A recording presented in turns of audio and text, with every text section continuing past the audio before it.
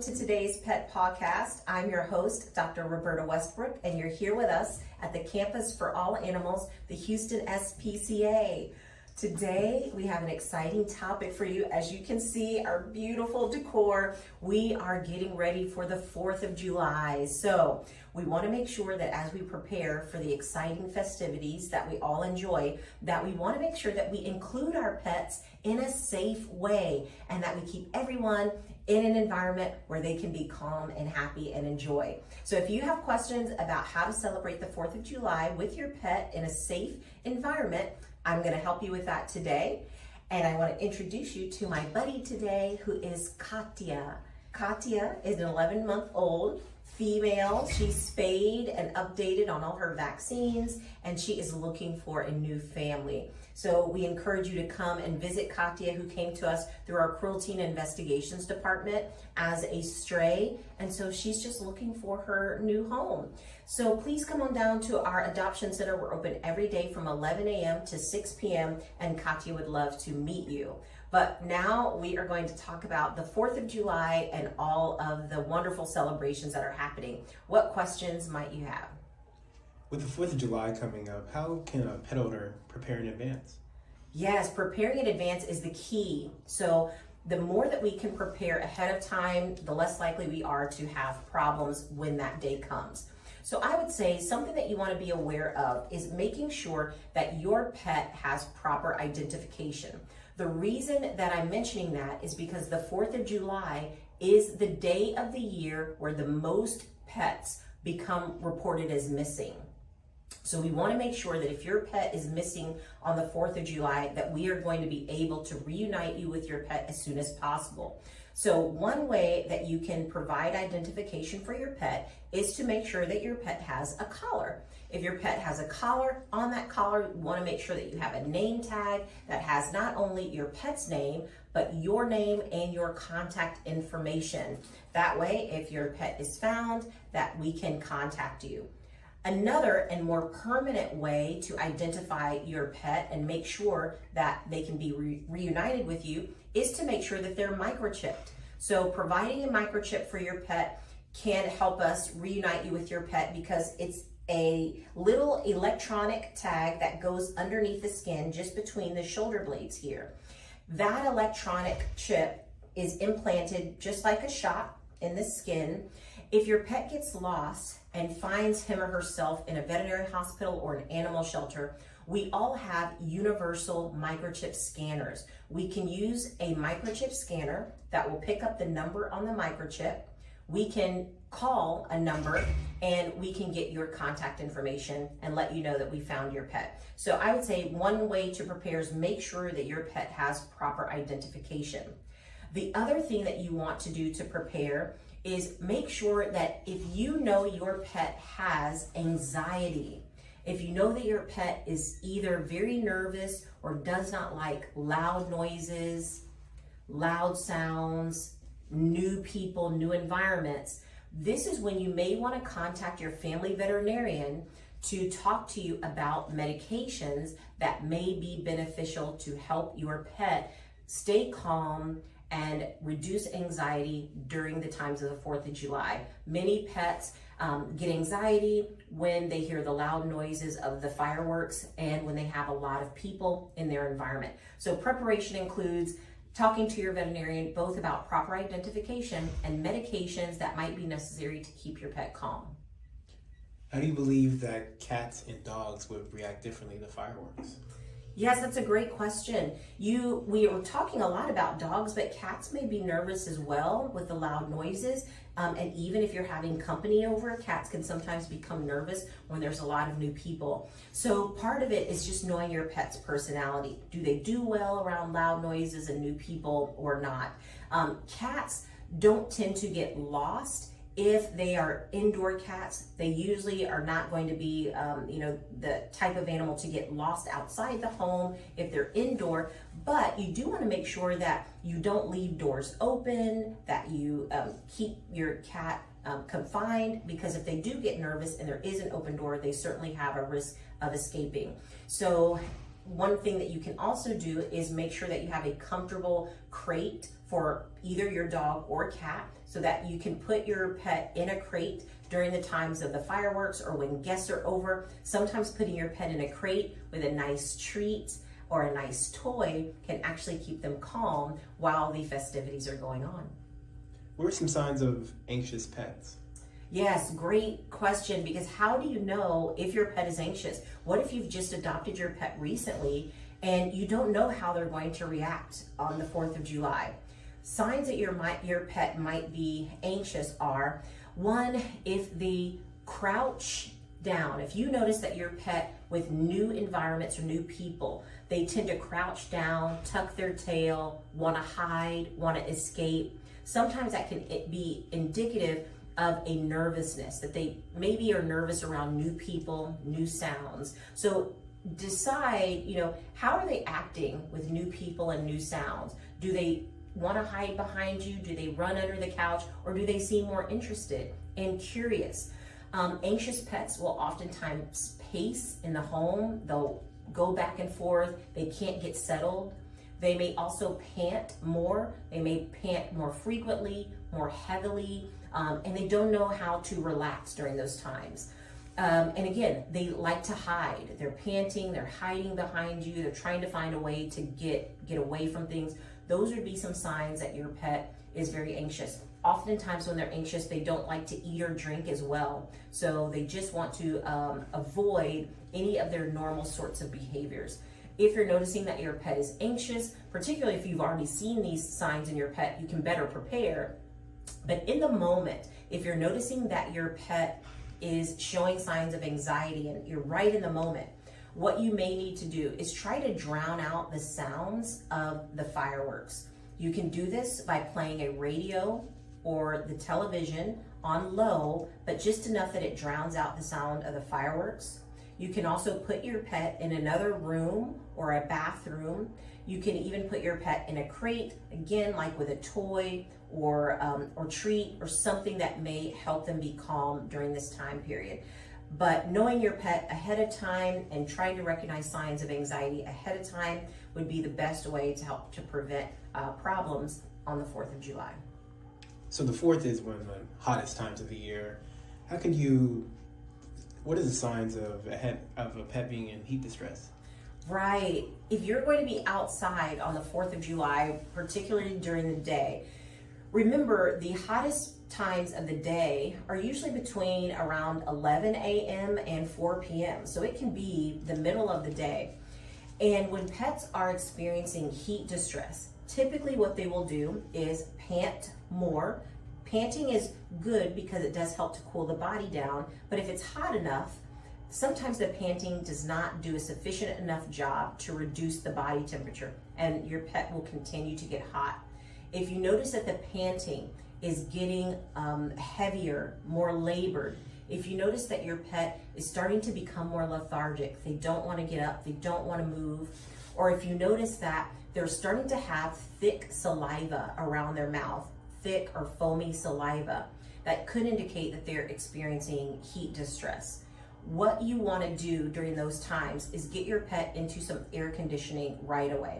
So move indoors, go back to the car, turn on some fresh air conditioning, and offer your pet some cool water. It does not need to be and should not be ice water, but it can be room temperature or cool water for them to drink so that their body temperature can begin to come down and they can get a break from the heat.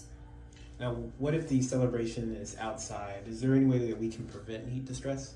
Yes, always be prepared. Again, that term prepared, by having collapsible food and water bowls available. So you want to be able to have a bowl that you can pour fresh water in so that your pet can get hydration while you're outdoors. You want to make sure that you have an umbrella or a tent, something that you can sit under to make sure that you have shade. You don't want to be in direct sunlight all day because it can be very hot for people, it can be very hot for your pets as well. And you want to make sure that you have a plan for if your pet experiences heat distress. How do you get indoors quickly? How do you get somewhere where there's air conditioning quickly? It may be that going back to your car is the best option, but preparing yourself with shade and water is going to be the best thing. Now, you said earlier that the 4th of July is the most common day for pets to get lost. How are we at the Houston SPCA preparing for this?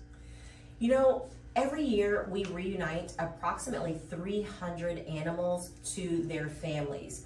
And so our staff is always ready that when we get new pets in, that we first will scan them for a microchip because we want to be able to contact the owner as soon as possible. We have veterinary staff who gives the pets a full exam so that we can find any health issues or injuries that may have occurred while your pet was trying to escape. And then we begin treatment as necessary. So we are always on alert around the 4th of July for pets that may have been scared, that escaped from their home, escaped from their owner, and that need emergent help. And so we're here, we're ready. We have a 24-hour ambulance team that also goes out into the community and picks up lost and injured pets and brings them back to us, and we do everything we can to reunite them with their family. Okay, now picture this. As a pet owner, you're outside, you're grilling, the barbecue smells great, you're having some great food, and you look down and you see Katya here begging for a scrap. Is that okay to give her any? Oh, she's cute. And they will look at you with those beautiful eyes, and look at Kat, she's showing her beautiful blue eyes. So they're very cute. And when your pet is begging for food and it smells really good to them, we are certainly tempted to show them love through food. And they can be very anxious because pets have 100 million sense receptors in their tongues. And so it can be incredible desire for them to eat some of those table scraps. But we have to make sure that we don't do that. And the reason is table food, human food, can be very dangerous to pets. It can cause several conditions. The first thing that we are concerned about is table food that's full of grease and fat that can actually cause a condition called pancreatitis. It can really inflame their pancreas. That's responsible for creating the digestive enzymes for some of these foods, but it can really overwhelm the pancreas and create inflammation. If you're noticing that after, if your pet does get into some table scraps, or you have already given the table scraps, and you notice that there's vomiting or diarrhea, those would be signs that you need to get your pet to a veterinarian right away, because table food can cause not only pancreatitis, but can also cause just GI upset, just stomach upset and diarrhea, because their system is not used to some of the high fatty foods that we normally eat. And it might be a safer idea, if you want to include your pet in the festivities and eating good food, that you can offer them veggies like broccoli or asparagus, or something that's not going to be seasoned. You can offer them plain, non-seasoned turkey breast or chicken breast in very small amounts. And I would talk to your family veterinarian to make sure your pet does not have any pre-existing food allergies that might be contraindicated for some of these foods. Do you have any advice for owners who would like to just keep their pets outside while they pop fireworks and celebrate? Well, I know you want to include your pets in all of the celebrations, and so having the family, including your pets outdoors while you pop the fireworks, is going to be a potentially dangerous situation. So fireworks have, they have fire, and they have chemicals in them that can actually be very harmful to pets. Oftentimes dogs will get kind of excited when they see the fireworks, the sparklers, because they want to go after them. They want to chase them. And so they'll grab the firework with their mouth and they'll want to shake it. But what we don't want to occur is for those fireworks to explode in the mouth, because now we have severe burns and thermal injuries inside your pet's mouth that can be very difficult and take a long time to treat, can be very painful for them. So you do not want your pets to either purposefully go after a firework and have it explode in their mouth. And you don't want any accidents to happen where the firework explodes next to them, it causes injury to them, or that they just get very nervous and escape due to the loud noises and sounds. So I don't think it's a good idea to have your pets outdoors with you in the fireworks. While the fireworks are happening, it's probably best to keep them inside under supervision with another family member and let them enjoy from a safe distance. Now, we are in Houston, so there's a lot of just mosquitoes everywhere. Is there any way to help prevent a pet getting bitten? Or Yes, mosquitoes are always a big concern in Houston, Texas. And mosquitoes are a concern particularly for dogs and cats because they transmit heartworm disease. So make sure that you're visiting your veterinarian regularly so that you can get monthly or even less frequent, sometimes we have every 6 month, heartworm, flea, and tick preventions. So make sure that you're getting those preventatives on board at least every month so that your pet can be protected from heartworm disease that is transmitted by mosquitoes. So we want to protect ourselves, but we also want to make sure that we don't put our pets in danger as well. now, I've read that somewhere that short-haired pets are more susceptible to the UV rays of the sun. Is there any sunscreen that they can use? That's right. If you've been listening to us for the last couple of weeks, we did talk about some of the sunburn that can occur in pets. And it's definitely something that you should consider when you're outdoors and the sun is at its top level. If you have a short-haired pet or you have a hairless pet, they can certainly endure sunburn. And so you want to make sure that if you have a light-colored dog like Katya here, or a dog that has very short fur, you can consider putting sunscreen on them to protect their skin from sunburn. And so you can get pet safe sunscreen. You can go to your local pet store or grocery store, pharmacy, and find pet safe sunscreen that does not have zinc in it and does not have PABA in it, an ingredient called PABA, because those things can be toxic to pets. But sunscreen is a very good idea, and it can be very helpful for those dogs that have short fur or that are hairless. Back to the anxiety, are there certain pheromones that we can give pets to calm them down? Yeah, so I mentioned if you know that your pet has anxiety, please visit your veterinarian because there are certainly medications that can be given to help keep your pet calm, either on a daily basis or just for special events like the 4th of July or New Year's Day. There are also things that you can purchase over the counter at your local pet store. These are called calming pheromones.